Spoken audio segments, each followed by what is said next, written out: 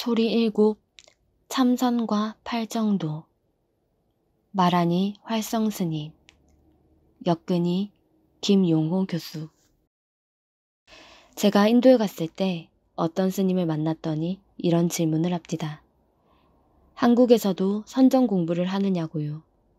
말하자면 한국에는 연불이나 하고 극락왕생이나 비는식의 불교밖에 더 있겠느냐 하는 선입견을 가지고 있는 거예요.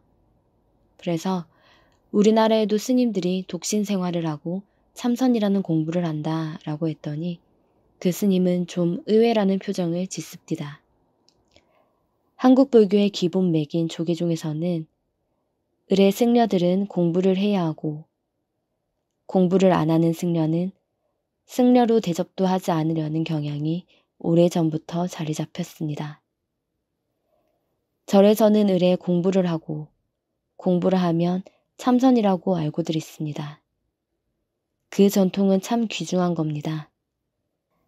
세계적으로 볼 때 그렇게까지 수행을 중요시하는 기풍이 자리 잡혀 있는 나라는 오히려 적습니다. 우리나라 절집 사정을 보면 공부를 한다, 참선을 한다, 정신을 모은다 하는 이야기들은 모두 합니다만 어떻게 하면 잘 되느냐, 공부를 어떻게 해야 하느냐 하는 문제에 관심이 집중되는 경향이 있습니다. 그런데 어떻게 하느냐보다 더 중요한 것이 있습니다. 우리가 더 중요하게 생각하고 물어야 할 질문은 참선은 무엇이며 왜 해야 하느냐입니다. 참선이 무엇이기에 무슨 이유로 해야 하는가? 이 물음이 밝혀지면 어떻게 해야 하느냐의 문제는 순리적으로 풀려나갈 사안입니다. 무엇이고 왜 해야 하느냐에 대해서는 여러분 나름대로 알고 계시리라 믿습니다만 이 자리에서는 근본 불교의 관점에서 말씀드리고자 합니다. 우리는 앞서 참선을 1시간 동안 해보았습니다. 보통 참선하니까 저도 참선이라는 말을 씁니다만 이런 경우를 보다 정확하게 표현하면 참정이라고 하는 게 맞겠습니다. 선과 정이 꼭 같지만은 않다는 것은 고유한 소리에서 발간한 책을 읽어본 분들은 대개 짐작하실 겁니다. 그러나 그게 오늘 이야기의 핵심은 아니니까 참선을 왜 하느냐에 초점을 맞춰 근본 불교의 관점에서 말씀드리겠습니다. 우리가 말하는 참선에 가까운 것은 근본 불교에서는 바른 마음 챙김, 정념입니다. 삼마 사띠지요. 여러분은 사띠라고 하면 사띠가 무엇인가만 생각하지 사띠가 어떤 맥락에서 말씀된 것인지는 별로 생각해보지 않았을 겁니다. 사띠는 깊고 넓은 고찰을 필요로 하는 대단히 중요한 핵심 용어이므로 언제가 되든 반드시 검토해 보기로 하고 오늘은 팔정도의 체계에 대해서 이야기를 모으기로 하겠습니다. 초전법륜경이라는 경이 있습니다. 부처님이 깨달으시고 5비구를 대상으로 하여 녹야원에서 설하신 최초의 법문을 담은 경입니다. 이 경이 불교의 출발점이자 기초입니다. 초전법륜경에서 부처님은 먼저 중도를 말씀하시고 팔정도를 말씀하시고 다시 중도를 말씀하시고 사성제를 말씀하셨습니다. 이것이 부처님 최초의 법 선포입니다. 이것을 초전법륜이라 하면서 불교에서는 대단히 중요시합니다. 그래서 이 경이 설해진 녹야원이 불교 4대 성지 중 하나입니다. 부처님이 한 인간으로서 삶을 시작하신 곳이 룸비니이고 부처의 생활을 시작하신 곳이 부다가야이며 그 다음 초전법륜으로 법의 시대를 연 곳이 녹야원이고 완전한 열반을 시연한 곳이 쿠시나가라입니다. 이들 4대 성지는 그냥 부처님이 여기서 나셨다, 여기서 돌아가셨다는 뜻에 그치지 않습니다. 그런 것이 무슨 의미가 있겠어요? 부처님 생애 가운데 가장 중요한 사건이 일어난 곳이기에 4대 성지이며 뜻깊은 곳이지요. 당신이 태어나서 인간 생활을 시작한 곳, 진리를 깨달아 부처가 되신 곳, 법을 설하고 그 법을 듣는 제자들이 생겨서 불법승 삼보가 마침내 구속된 곳, 녹야원, 그리고 삼보의 이상인 열반, 무여의 열반을 이루신 곳, 쿠시나가라. 이렇게 각기 깊은 의미를 지녔기에 4대 성지로 꼽히는 것이지요. 부처님이 깨닫고 난 후 인간으로 사신 생활은 유여의 열반이라 하는데 아직까지 찌꺼기가 좀 남아있다는 뜻으로 유여의입니다. 무엇이 남아있느냐? 식과 신이 남아있는 거예요. 그것마저 완전히 사라져 완벽한 열반을 구현한 것은 인류 역사상 쿠시나가라에서 부처님의 열반이 최초입니다. 열반이 관념상으로가 아니라 인류의 삶에서 실제로 실현된 것은 그곳이 최초입니다. 그 중에서도 우리에게 가장 뜻깊고 직접 연관되는 것은 녹야원에서 법을 설하셔서 삼보가 완성되었다는 사건입니다. 부처님이 아무리 깨달으셨더라도 법을 설하지 않으셨다면 우리는 부처님이 계셨는지도 알지 못할 것입니다. 법을 설하든 설하지 않든 부처님 당신에게는 별로 중요하지 않을 수도 있지만 우리에게는 법을 설하셔서 석가모니 법의 시대를 열었기 때문에 중요한 것입니다. 법의 바퀴를 최초로 돌리신 일, 그래서 초전법륜이라 불리는 이것이 불교에서는 최대의 사건입니다. 초전법륜경의 핵심은 중도를 설하시고 팔정도를 설하시고 다시 또 중도를 설하시고 사성제를 설하셨다는 것입니다. 그 후 설하신 다른 여러 법문은 이 핵심의 부연 설명입니다. 불교 역사라는 것도 초전법륜경을 나름대로 이해하고 실천하려는 노력의 흐름에 지나지 않는다고 할 수도 있겠습니다. 그런 입장에서 우리가 오늘 여기 모여서 무엇을 하고자 하는지를 돌아보아야 할 것입니다. 참선을 한다는 것이 신통한 기법 하나를 몸에 익히려는 것인가? 만일 그렇게 생각한다면 여러분은 헛그림자를 쫓고 있는 것입니다.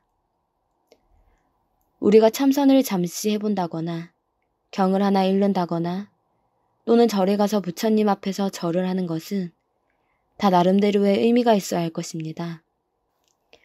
그것은 모두 법을 이해하고 실천하려는 노력의 일환이어야 합니다. 부처님과 법을 올바로 이해하지 않는다면 그 사람은 한낱 테크니션밖에 안 될 겁니다. 어떤 테크닉을 익히겠다고 의도하고 노력하는 저변에는 뭔가 사사로운 욕망이 있겠지요. 그것을 해서 도인이 되고 싶다든지 성불을 하고 싶다든지 이런 건 다 욕심이지요. 대승불교에 의하면 그런 욕심도 한 방편이 될 수 있겠지요. 중생은 욕심 덩어리이니까 욕심을 부추겨서라도 공부를 해보도록 하는 방편은 되겠습니다만 여기 모이신 분들은 구태여 그런 방편에 의지하지 않아도 부처님 법을 정직하게 맞닥뜨릴 수 있기를 바랍니다. 그렇게 전제하고 보았을 때 팔정도 가운데 바른 마음 챙김, 사띠에 대한 바른 이해는 절실하고 대단히 중요한 일입니다. 참선을 하는 데는 왜 바른 마음 챙김, 정념에 대한 이해가 절실한가? 테크닉을 얻을 요량이나 욕심으로 하다 보면 하면 할수록 더 무서운 욕심쟁이가 되어가는 것이 일반적 형상입니다. 그 결과 정법의 정체가 사라지고 그래서 삼보도 사라지고 욕심만이 남습니다. 공부 좀 하면 교주 흉내나 내곤 합니다. 교주는 욕심의 적나라한 모습이지요. 부처님은 교주가 아니셨고 불교 역시 교주를 맹목적으로 추종하는 종교가 아닙니다. 따지고 보면 교주보다 더한 욕심쟁이들이 또 어디 있습니까? 그 사람들 욕심의 끝이 있습니까? 욕심의 모습은 참 묘합니다. 왜 욕심쟁이가 되느냐? 그분들이 처음부터 욕심쟁이가 되려고 그렇게 된 건 아니고 처음에는 참 좋고 높은 뜻을 가졌을 것입니다. 하다 보니까 본의 아니게 그렇게 흘러간 거지요. 그렇게 흘러갈 수밖에 없었을 것입니다. 하지만 처음에는 좋은 뜻을 가졌다. 원래 의도가 그것이 아니었다는 변명이 통하겠습니까? 수행이라는 게 처음부터 올바른 맥을 찾지 못하면 전혀 엉뚱한 길로 가게 되어 있습니다. 우리가 좋은 뜻을 가졌다면 그 뜻에 걸맞게 점진적인 노력을 해야 합니다. 어떤 게 바른 노력이냐? 반잠 안 자고 앉아서 허리 아픈 것을 참아냈다. 졸음을 참아 견뎌냈다. 참 좋은 노력입니다. 그러나 그것도 일종의 매너리즘에 그칠 위험이 있습니다. 어떤 면에서는 그 타성적인 노력에 빠지지 않도록, 그런 매너리즘에 떨어지지 않도록 자신을 끊임없이 책려하는 노력이 반드시 병행되어야 할 것입니다. 참선을 지도하는 분들의 말씀이 다 좋고 일리가 있습니다. 하지만 구슬이 서말이라도 껴야 하듯이 그 좋은 말씀들도 따로따로 띄어서 새기고 있으면 진정으로 좋은 말씀이 못 됩니다. 오히려 우리를 구속하는 스트레스의 원인이 되기 십상이지요. 여러분들 중에는 공부 생각만 해도 스트레스 받는 분도 계실 거예요. 아이고 허리 아파. 그걸 어떻게 하나 하고 미리 겁을 먹거나 억지로 하면서 마음에 스트레스를 쌓아갑니다. 하지만 그때만 해도 진지합니다. 그러다가 어느 순간부터는 아이고 이만하면 됐지. 이만하면 제법 터가 잡혔어 하는 식으로 자신에게 속아 들어가는 과정에 빠지기 쉬워요. 그래서 공부가 어렵습니다. 사실 공부를 지어가다 보면 여러 가지 경계가 오고 여러 현상이 나타나기도 합니다. 무슨 힘이 생겼다든지 뭐가 보였다든지 하면서 한참 속다 보면 마침내는 내가 보았다거나 혹은 남들이 그 사람 한 소식 했다더라 시기 됩니다. 하지만 나중에 돌아보면 그게 속은 겁니다. 그럴 때 내가 본 것은 아무것도 아니었다. 얻었다는 생각은 속은 것이다. 그것은 마장이었다 라고 인정하고 다시 첫걸음으로 돌아갈 수 있는 사람이라면 진정 용기 있는 참 공부인입니다. 그런데 이제 힘이 떨어졌어. 더 이상 어떻게 해볼 엄두도 안 나. 남들은 나를 한소식한 큰 스님으로 바라보는데 그 앞에서 아무것도 아니었다 라고 말할 용기도 없어. 그러다 보면 자기도 속이고 남도 속이게 됩니다. 법은 엄정한 것이어서 그렇게 속이게 되면 급전직하 마의 굴로 떨어집니다. 추호도 사사로움이 용납되지 않는 것이 법이거든요. 제가 왜 이런 말씀부터 드리느냐 하면 그렇게 되는 분들을 옆에서 덜어보았기 때문입니다. 그분들이 처음부터 그렇게 하려고 해서 그렇게 된 분들이 아닙니다. 나름대로 진지하고 진솔한 마음으로 공부를 시작했는데 결과가 그렇게 되었다는데 문제가 있습니다. 그 같은 사정은 여러분들에게도 남의 일이 아닙니다.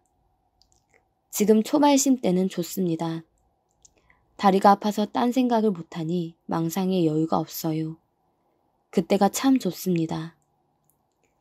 나이 들면 천진난만하게 놀 때가 가장 그립듯이 공부도 그렇습니다.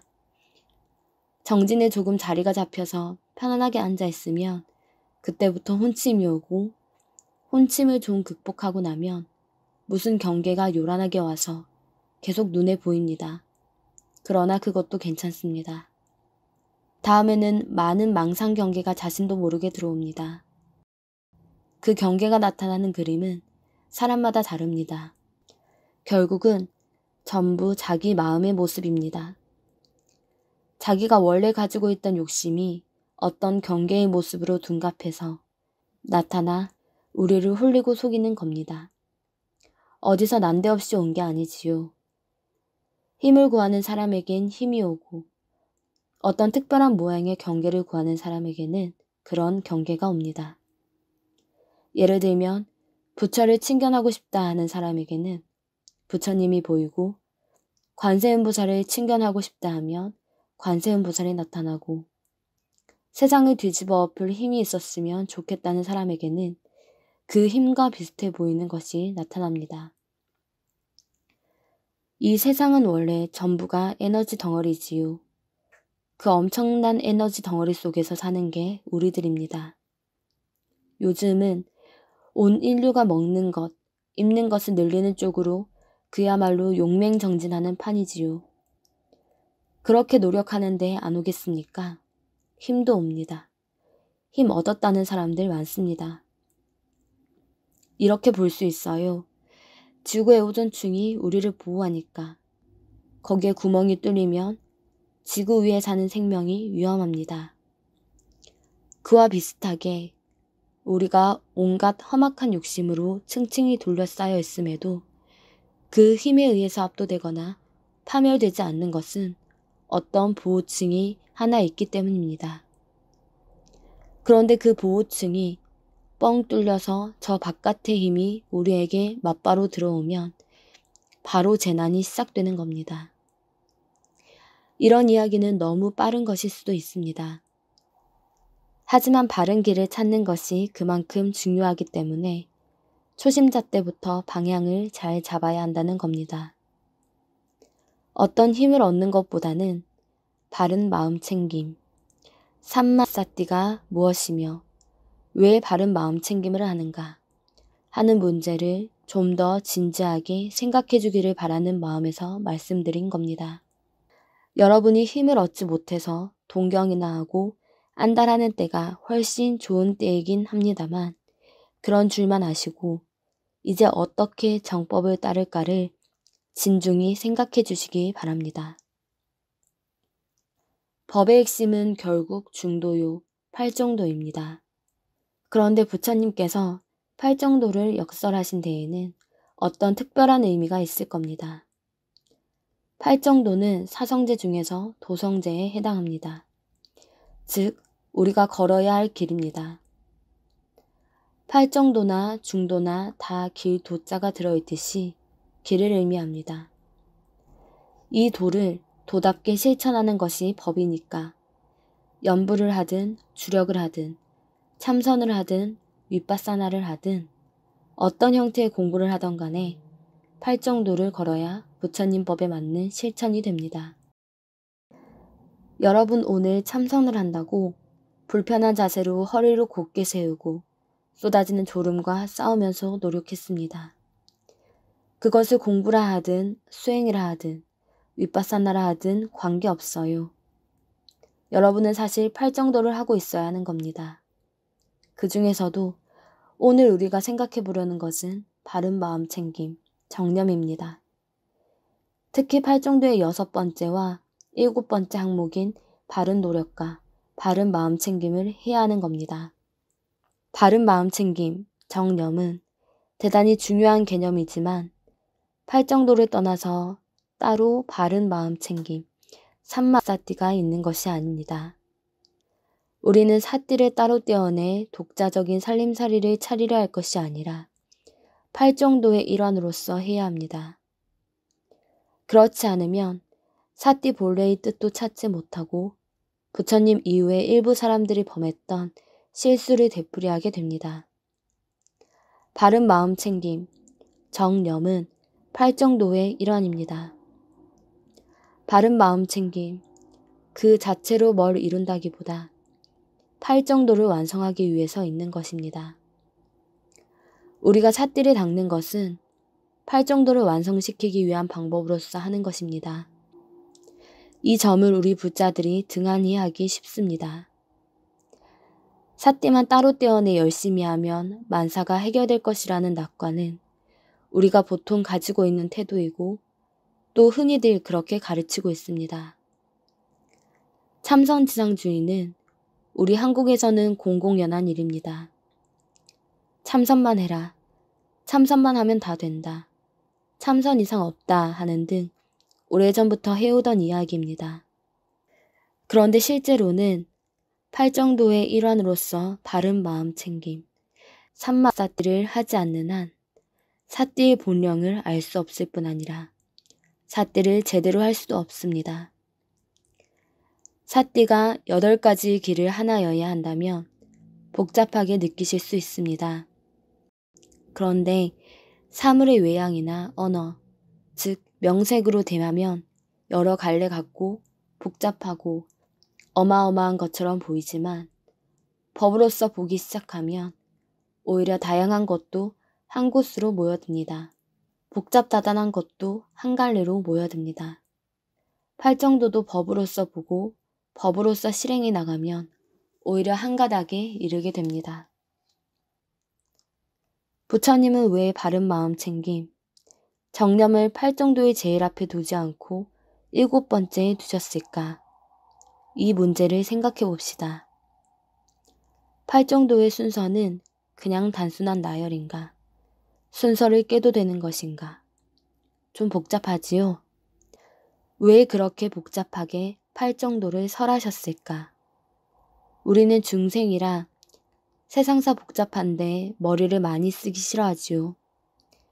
그런데 왜 자비로운 부처님이 우리 입맛에 맞게 간단 명료하게 앉아라, 이목고 찾아라, 그러면 성불한다 하지 않으셨을까? 그러면 부처님도 수고를 더시고 우리도 편안하고 좋을 텐데 말입니다. 그렇게 자비로운 분이 복잡하게 팔정도를 말씀하신 것은 그렇게 하지 않으면 안 될 이유가 충분히 있기 때문입니다. 부처님이 설하시는 대상은 대부분 속인들이 아닙니다. 대개 경에는 비구들이여 라고 하시면서 비구를 상대로 법을 설하십니다.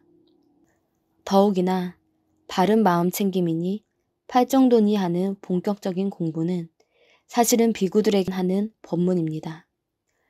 그런데 출가하지 않은 사람들이 그 공부에 끼어든 겁니다. 뭐 세상에 비구만 하란 법 있나? 우리도 할 수 있다. 내가 처사고 보살이라고 못할 것 있나? 하고 사람들이 욕심을 낸 겁니다. 그래서 앞뒤 돌아보지도 않고 어마어마한 공부에 도전장을 던진 거예요. 그러면 어떻게 하는 건가? 이렇게 한다더라. 그럼 나도 그리게 해야지. 그러다 보니까 왜 그렇게 하며 거기에는 어떤 문제가 따르고 그 문제를 극복하기 위해서 어떻게 노력해야 하는가 하는 문제를 등한히 하는 겁니다. 에베레스트에 남이 다 올라가니까 덩달아 도전장을 던지고 오르는 겁니다. 준비도 제대로 하지 않고 에베레스트 끝까지 올라갈 수 있으니까. 그래서 도중에 엄청난 사고를 내고 심지어 조난을 당하고 합니다. 그런데 눈에 안 보이는 이 공부길에서는 에베레스트보다 더 많은 조난자들이 속출하고 있어요. 우리가 에베레스트에 오르려면 여러 가지를 준비해야 합니다. 경험 있는 분들로부터 경험담을 듣기도 하고 지도나 책을 사서 읽기도 하고 필요한 장비도 갖추고 무엇보다 등산 연습도 해야 하지요. 발을 튼튼히 하고 심장을 튼튼히 하고 웬만한 위험에 부딪힐 때는 어떻게 대처하는지도 미리 다 훈련을 하고서야 에베레스트 등반을 시작합니다. 한번 물어봅시다. 에베레스트 오르는 것과 해탈 열반하는 것 중에 어느 것이 더 위대합니까? 그렇게 위대한 일에 도전하면서 준비는 게을리하고 그냥 욕심만 가지고 달려든다면 그 결과가 어떻겠습니까? 하면 된다는 것은 여러분을 발심시키기 위한 방편입니다. 에베레스트 좋다. 에베레스트 갈 생각을 해봐라. 이 세상에 태어나 에베레스트도 안 가보고 뭘 할 거냐? 발심을 시킬 때 처음부터 겁주면 안 되니까 용기를 키워주느라고 듣기 좋은 말을 해줍니다. 그러나 일단 발심이 되어 정말 간절하게 해보겠다고 결심했을 때부터는 등반에 따르는 귀찮고 싫은 일들도 다 생각해야 합니다. 그래야 모처럼 뜻을 낸 것이 성취될 수 있으니까요. 그런 측면에서 바른 마음 챙김, 사띠가 왜 팔정도에 7번째 있으며 그 앞에다 어떤 것들을 왜 두고 있는지 점검해야 합니다. 팔정도를 요약하면 개정의 사막이라는 것은 여러분도 다 알고 계십니다. 바른 마음 챙김은 그 중에 정에 해당되죠.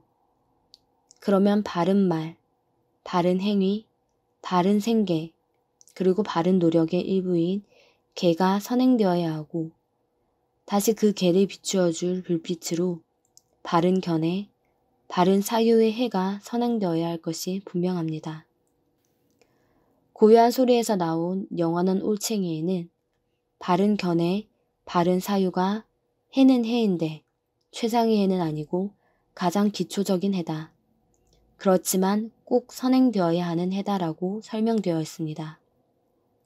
그렇게 보면 개정의 사막 중에 기초적인 해가 제일 선행되고 그 다음 개가 이루어진 후에 온전한 정이 이루어질 수 있다는 것이 결국 팔정도의 골격입니다.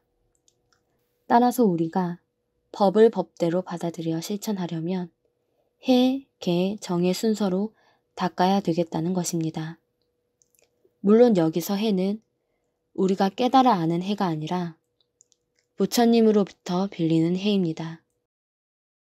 부처님이 법의 등을 밝혔으니까 우리는 그 법의 등불을 빌려서 쓰는 것이지요. 어둠 속에 있는 우리가 등을 만들어서 밝히는 것은 아니지요.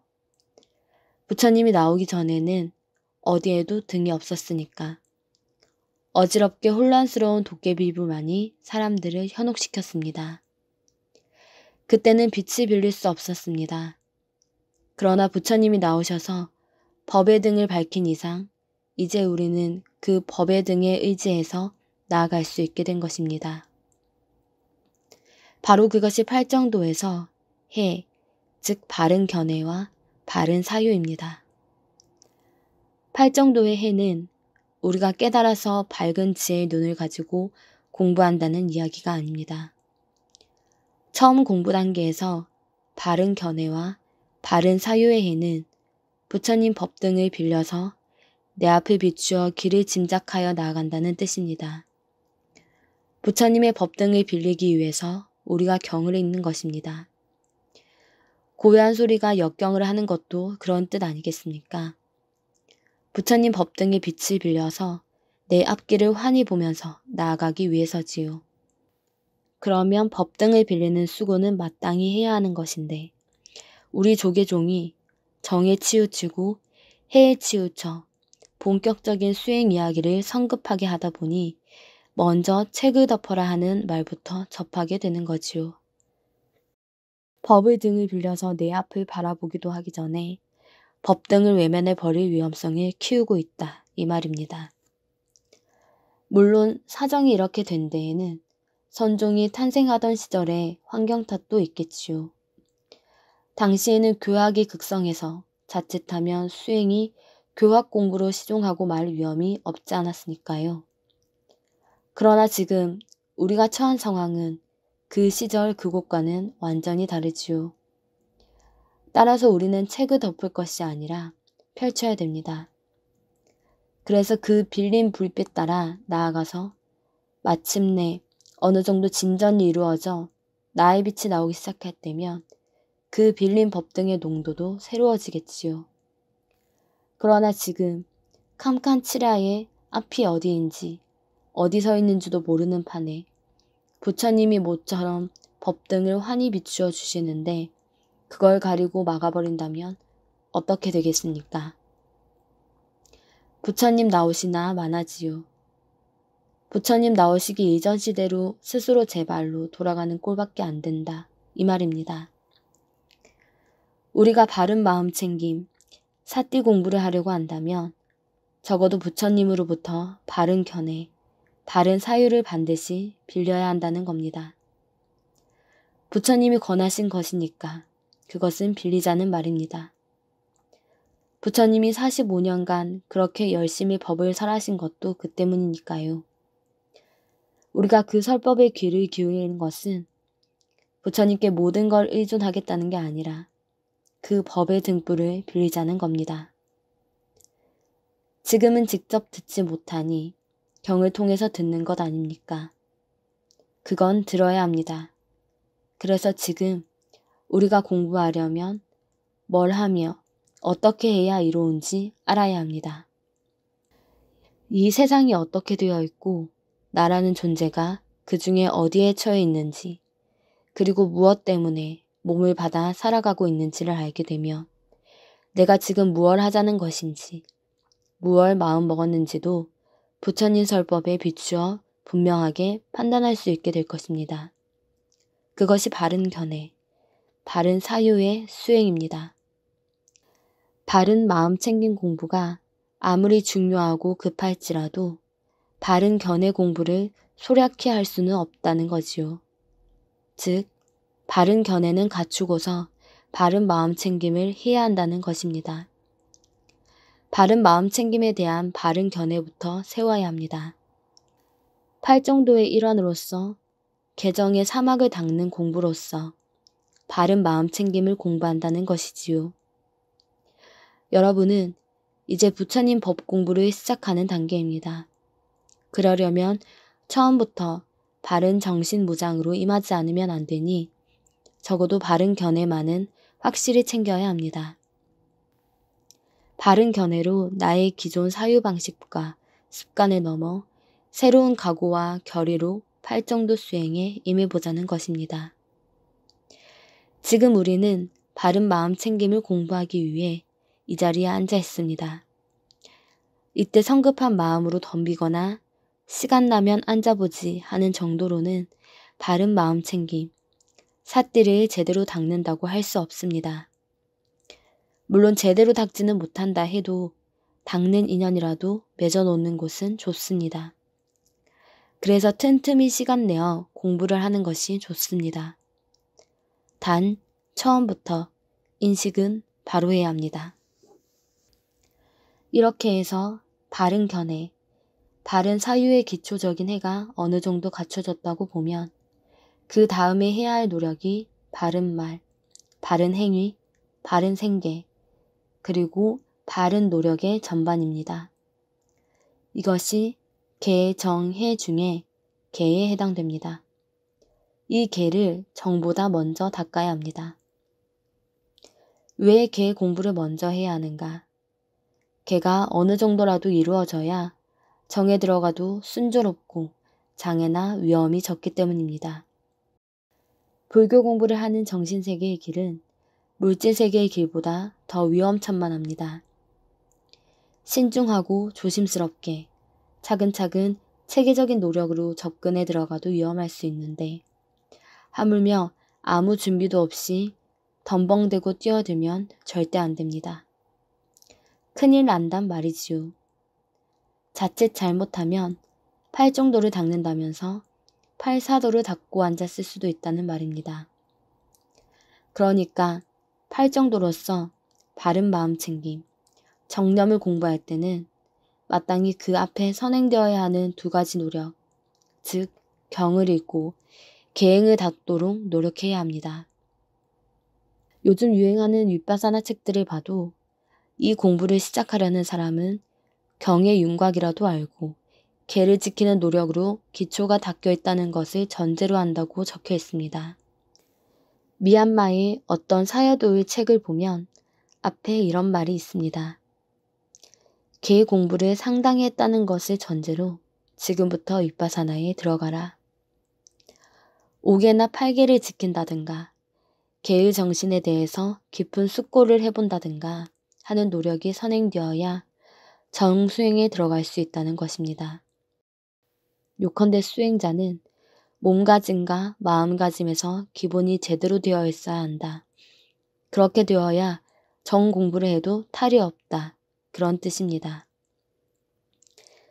개는 왜 닦아야 하는가?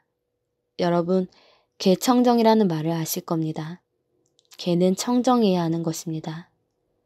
즉, 개를 닦아 청정해지면 내 마음이 청정해지고 내 업지음이 청정한 쪽으로 방향이 바뀐다. 이 말입니다. 개는 청정해지기 위해서, 깨끗해지기 위해서 닦는 것입니다. 청정하지 못함이란 어떤 것인가? 그것은 거짓말, 이간질하는 말, 거친 말, 쓸데없는 말이나 살생, 투도, 간음, 음주 등 5개를 지키지 못하는 것이 모두 청정하지 못한 것입니다. 개를 지켜 그런 것들이 다 정돈되면 안팎으로 청정하기 마련입니다. 청정해야 이 좋은 길에 마장 없이 또는 마장을 최소로 겪으며 무사히 끝까지 나아갈 수 있습니다. 이것은 수행을 하려는 사람 자신을 위한 이야기이지 어디로 들어가려면 입장권을 가져와야 한다는 식의 강요는 아닙니다.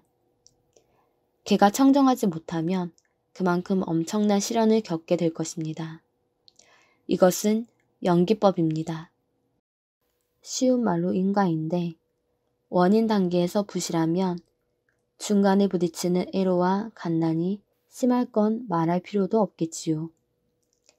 마장은 여러분이 생각하듯 반드시 나쁜 모습으로만 나타나는 게 아닙니다. 오히려 좋게 나타나지요. 그래서 더 위험하고 무서운 것입니다. 여러분이 품고 있는 욕망 그대로 나타나니까 욕망이 실현되는 것 같으니까 그래서 속기 마련이고 속고 나면 엄청난 결과가 뒤에 나타나는 겁니다. 공부를 조금 하니까 어떤 게 보이느니 꿈이 어떠니 체험이 어떠니 하는 이야기 많이 들었을 겁니다. 그런데 개가 청정한 수행자일수록 겪지 않으니까 그런 소식을 모르지요. 개가 그렇게 중요한 겁니다. 개가 뭔지도 모르고 무턱대고 욕심만 가지고 공부한다고 덤벼드는 사람은 똑같은 시간을 들여 똑같이 노력해도 뭔가 겪는 게 많습니다. 그런데도 그게 공부의 결과인 줄 아니 얼마나 속기가 쉽겠습니까? 그래서 몇 걸음 못 가는 거지요. 몇 걸음 안 나갔는데 나타나는 경계가 그렇게 거창하고 멋있게 보이니까 힘이 났네, 정진력을 얻었네, 신통력이 생겼네, 뭘 경험했네 하면서 거기에 속아서 줄줄이 엮어 들어가는 겁니다. 자기가 속으니까 남들도 속이게 되는 겁니다. 부처님이 그런 거 하라고 법을 설하신 게 아닙니다.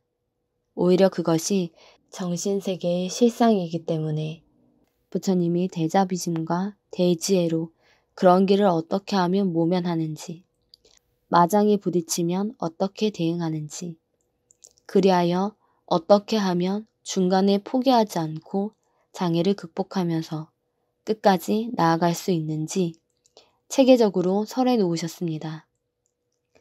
왕도를 걷지 못하고 부실한 길로 가지 않도록 법을 설하신 겁니다. 이처럼 개는 그 공부의 실질적 효과 때문에 지키라고 하는 것입니다. 불교에서의 개는 지키면 지킬수록 이롭다, 지키지 않으면 그만큼 해롭고 손해다 하는 가장 실제적인 가르침입니다. 지켜봐라, 그러면 대단히 이롭다. 지키지 않으면 나중에 훨씬 비싼 대가를 치르게 된다. 그런 뜻입니다. 그러니까 스스로의 향상을 위해서 개를 지켜야 합니다. 따라서 승가 안에서는 개를 거듭 강조해서 잊지 않도록 하고 또 주기적으로 개를 거울로 삼아 자기를 주기적으로 돌아보도록 노력합니다. 남방에서는 신도들도 개 수행에 같이 참여한다고 합니다만 북방에서는 그렇지 않은 지 오래되었고 한국에서는 승가 안에서도 개의 위치가 대단히 막연해졌습니다. 이게 한국 불교의 큰 약점입니다. 여러분도 은연중에 개를 가볍게 여기거나 대충대충 넘겼으면 하는 마음이 있다면 다시 생각해 보아야 합니다. 우선 먹개에는 곶감이 달지만 급하게 먹고 나면 체하기 마련입니다. 개는 안 지키는 것이 수월한 것 같지만 지켜놓는 것이 정을 닦을 때나 세상살이 하는 데나 훨씬 더 수월합니다. 그리고 진실로 개 자체만으로도 큰 행복이 옵니다. 여러분은 오늘 이 자리에서 개에 대한 인식을 새롭게 가다듬어 한번 해보겠다는 결심과 발언을 해주시길 바랍니다. 개가 온전하면 다른 공부가 한결 쉽고 순리대로 풀려나갑니다. 개가 어느 정도 이루어지고 그 다음에 들어가는 것이 정진입니다. 개정의 사막에서는 바른 노력, 바른 마음챙김, 바른 집중을 정이라고 대별시키는데 정도 개에서처럼 그 순서에 따라 바른 노력으로 시작해서 바른 마음챙김으로 그리고 바른 집중으로 나아가는 것이 옳은 길입니다. 정진은 뭔가? 자기 내면의 습관, 버릇, 관행 또는 가치관 등을 철저히 점검하는 노력입니다. 정진은 그 자체로서 완성되는 것이 아니라 앞으로 지혜의 꽃이 피울 수 있는 가능성을 마련하는 과정입니다. 자기 분석, 말하자면 나의 장점과 단점을 들여다보는 것은 개의 완성뿐만 아니라 앞으로 키워나갈 지혜의 토대이자 싹이 됩니다. 그래서 정진을 해서 자기 분석 능력을 키우는 것입니다. 처음에는 자기 분석이 잘 되지 않습니다. 자기 내면을 성찰하는 것이 쉽지 않습니다. 그러나 자꾸만 하다 보면 그 자체가 바로 1차적 지혜의 증장으로 나타납니다. 자기 마음, 자기 생각, 자기 버릇, 이 모든 것의 장단처가 일목요연하게 드러납니다. 이것은 나쁘니 하지 말아야 하는 것이다 라는 타율적인 자기 다스림을 넘어 이제는 자기를 들여다보고 자기와 대결하면서 자기를 고치는 과정이 시작되는 거지요. 자기 내면 깊숙한 곳에 들어앉아 저항하고 몸부림치는 그놈을 들여다보고 어떻게 다루어야 할지를 강구하는 과정에서 참으로 한 단계 높은 개의 노력 그리고 더 높은 공부로 나아가는 발판이 마련되는 것입니다. 이렇게 정진을 통해 자기 내면에 대한 1차적 정리가 어느 정도 되었을 때 바른 마음 챙김, 사띠 공부를 시작하는 것입니다. 그런데 우리나라에서는 바른 마음 챙김, 정념을 위한 준비 과정을 너무 소홀하게 가르쳐 왔어요.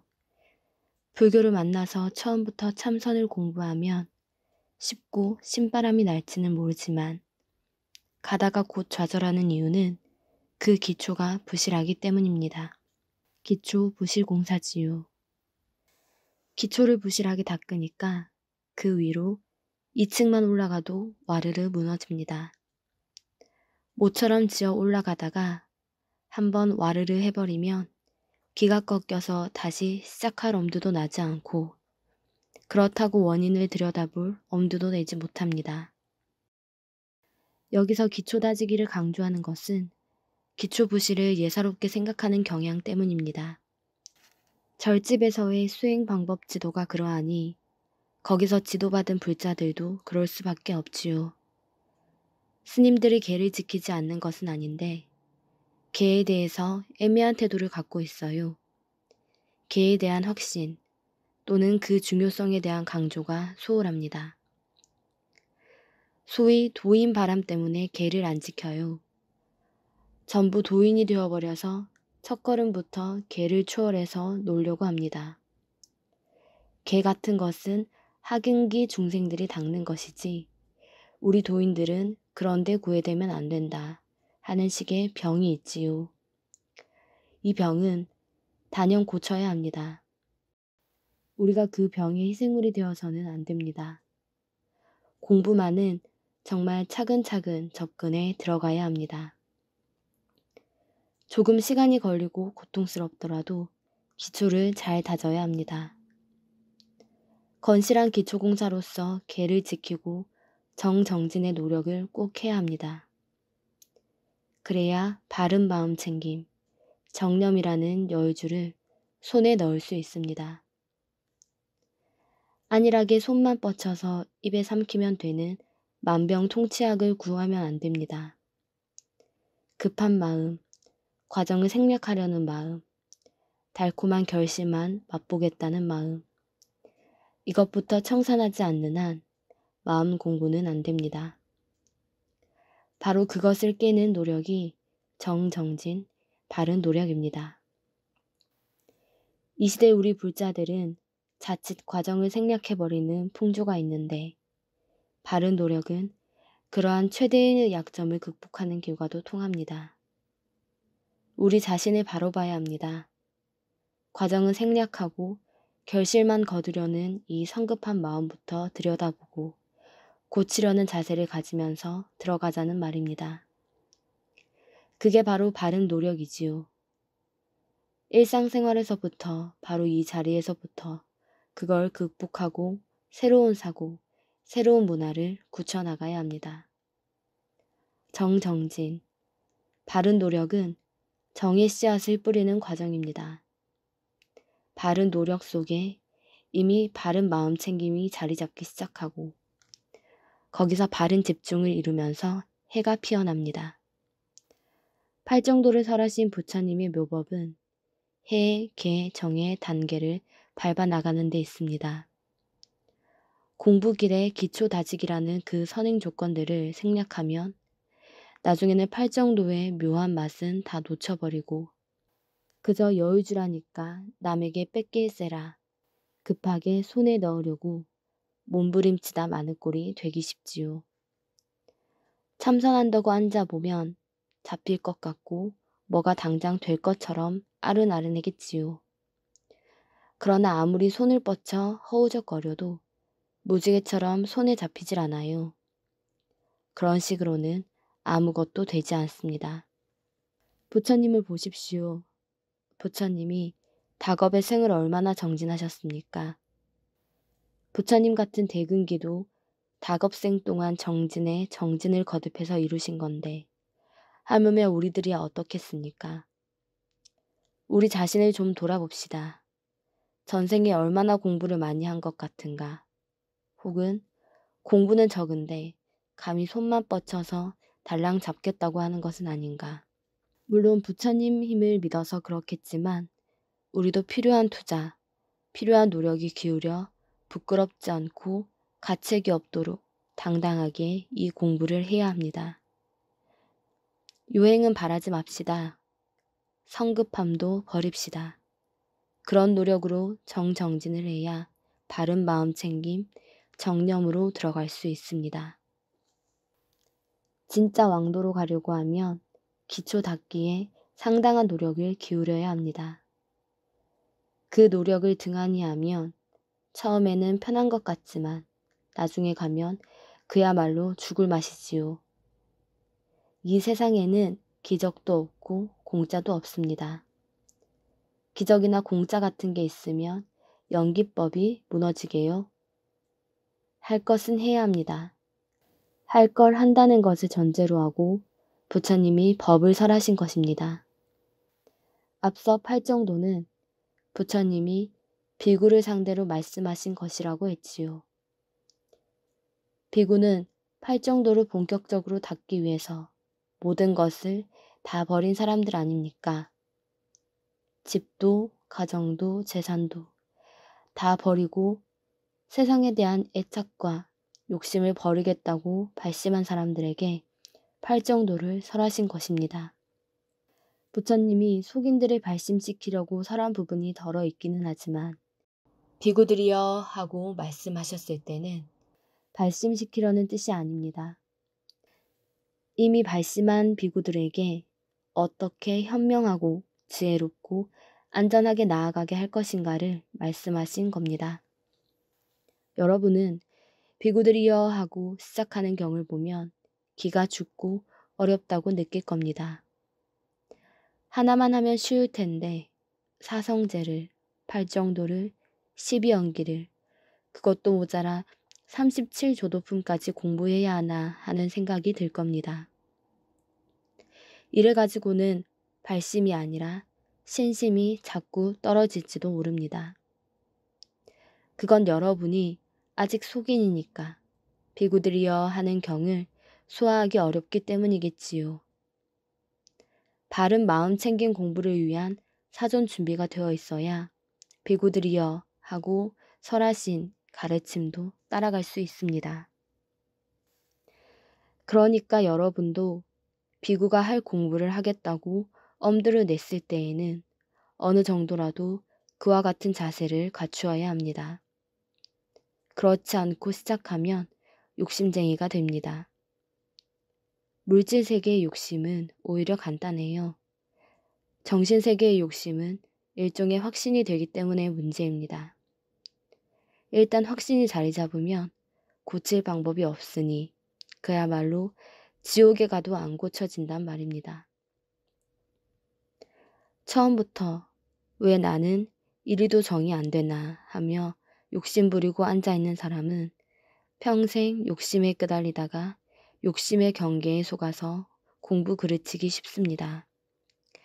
여러분, 바깥 세상에서 욕심 많이 부리잖아요. 그 욕심을 정 공부에까지 연장하지 말고 여기 와서는 그 욕심을 반주하는 기회로 삼으십시오. 그래야 여기 앉은 보람이 있습니다.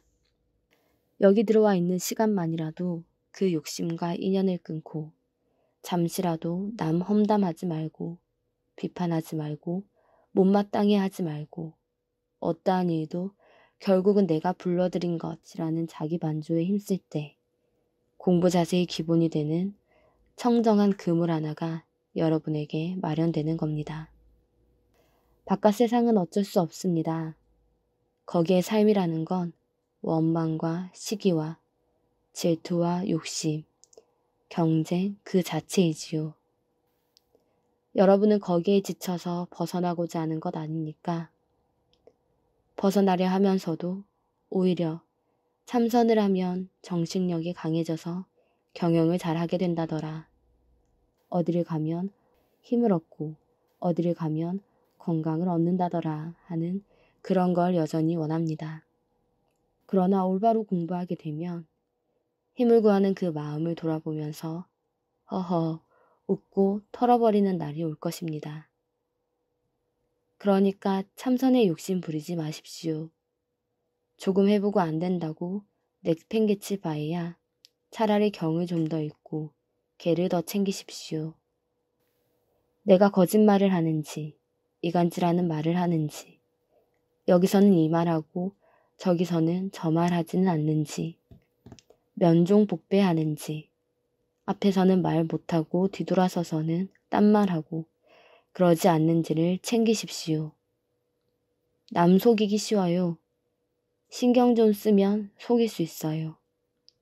그런데 자기 속이기는 훨씬 더 쉽습니다.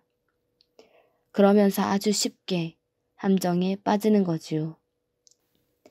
이러면 안 되지 하면서도 계속 속이다 보면 사람이 삐뚤어지고 망가져요. 그러니까 남 속이는 것도 문제이지만 자기를 속이는 것은 더 큰 문제입니다. 중생은 누구나 그렇듯이 자기를 속이는 것이 문제입니다. 자신이 그걸 벗어났는지 먼저 점검하고 참여해야 합니다. 이제는 하늘을 향해서도 땅을 향해서도 한 점 부끄럼 없이 그렇게까지는 아니더라도 크게 부끄럼 없이 고개를 들 수 있는가.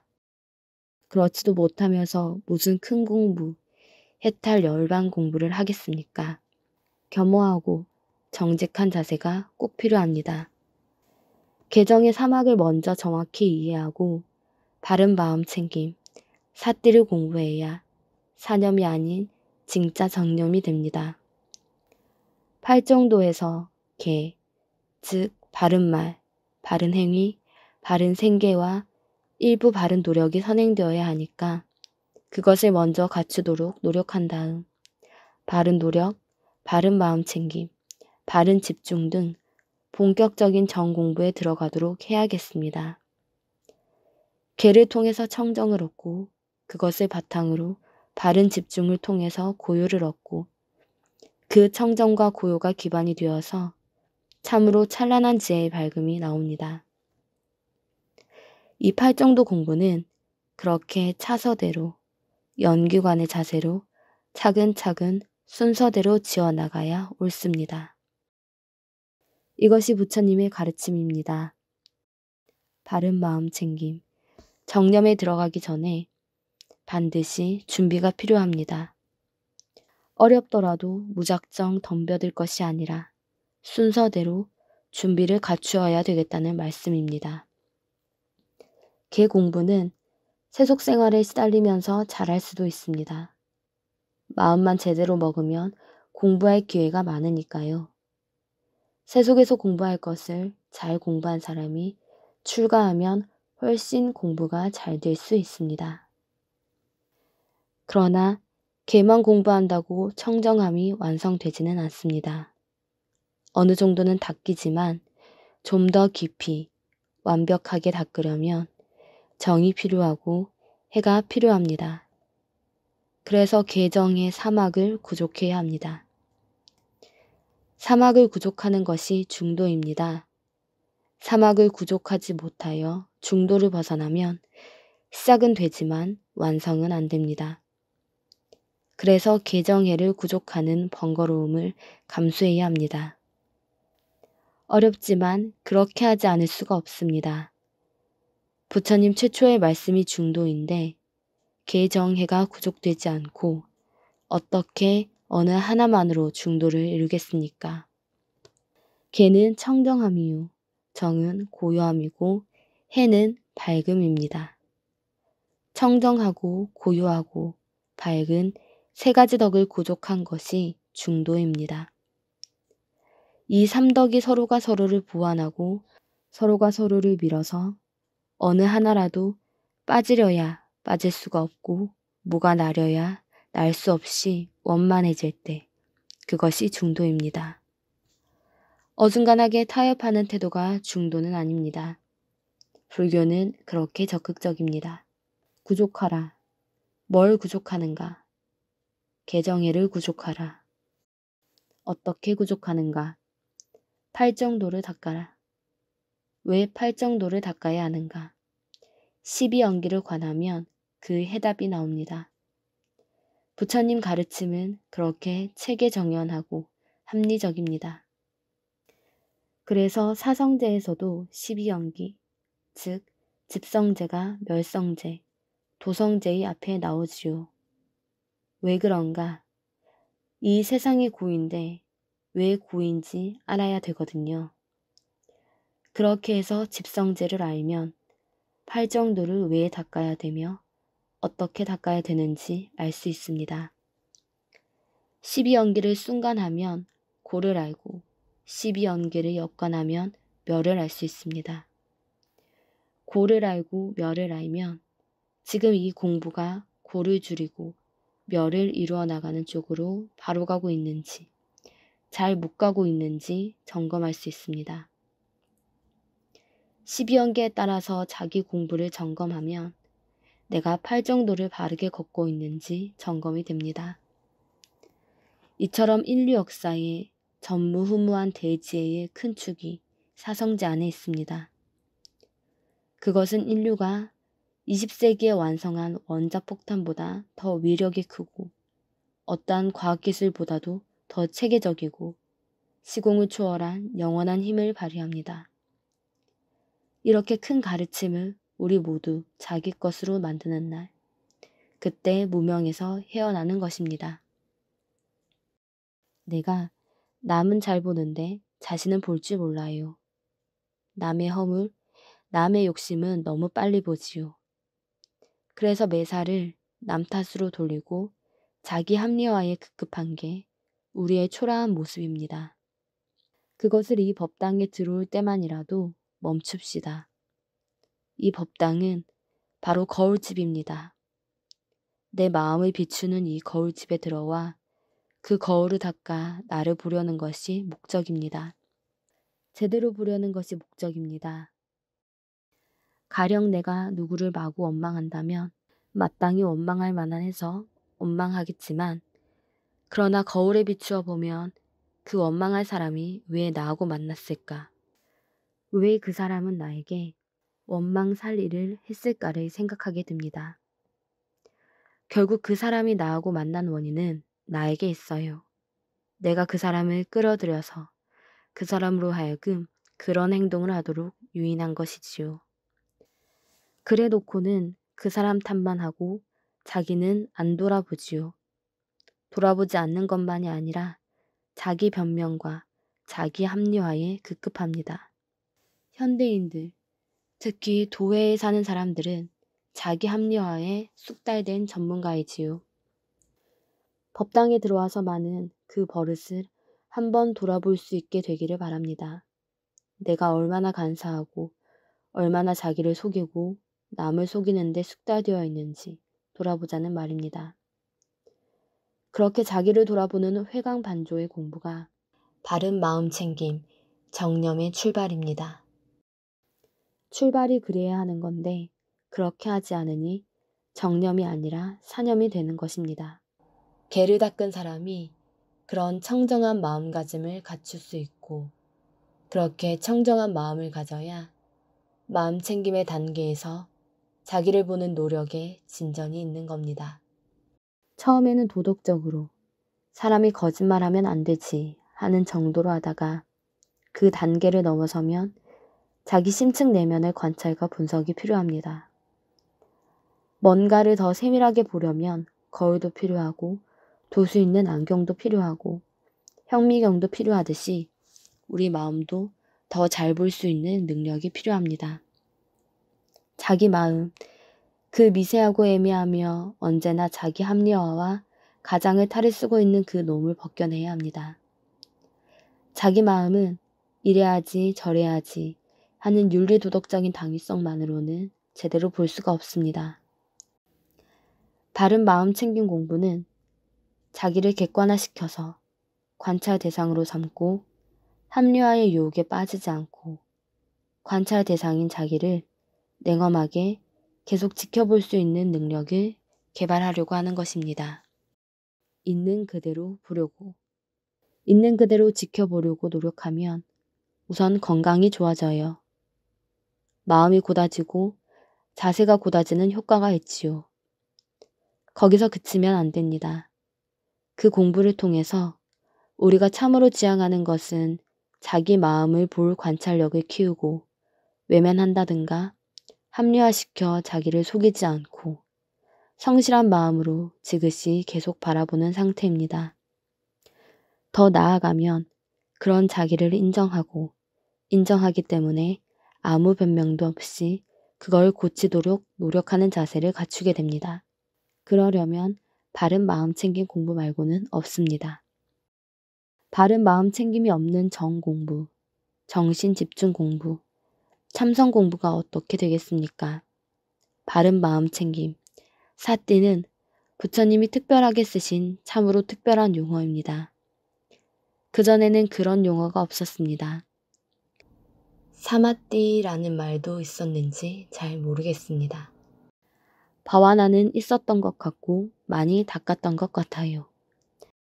팔정도의 앞부분, 다섯째 항에 비해 뒤에 바른 노력, 바른 마음챙김, 바른 집중은 용어부터가 부처님의 독특한 어법인 것 같아 보여 주목됩니다. 이런 문제는 학자들에게 맡겨두기로 하고 우리는 팔정도가 문자 그대로 부처님의 창조적 작품이자 초유의 진리 표현인 것으로 이해하고 실천 노력함으로써 그 의의를 우리의 삶에서 꽃피워내도록 노력해 봅시다. 수타니 빠따에 부처님이 바가는 농부에게 말씀하신 경이 있습니다. 거기 보면 부처님이 바가는 사람 옆에서 탁발을 하시는데 농부가 보고는 당신은 밭도 갈지 않으니 공양 받아 먹을 자격 없소 라고 합니다. 그 말에 부처님이 나도 밭을 간다 하실지요.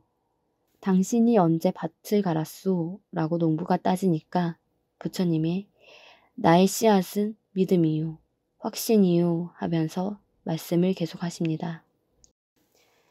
그 중에서 사띠는 보습날이고 소를 모는 작대기다 하면서 보습날과 작대기에 사띠를 비유하셨어요.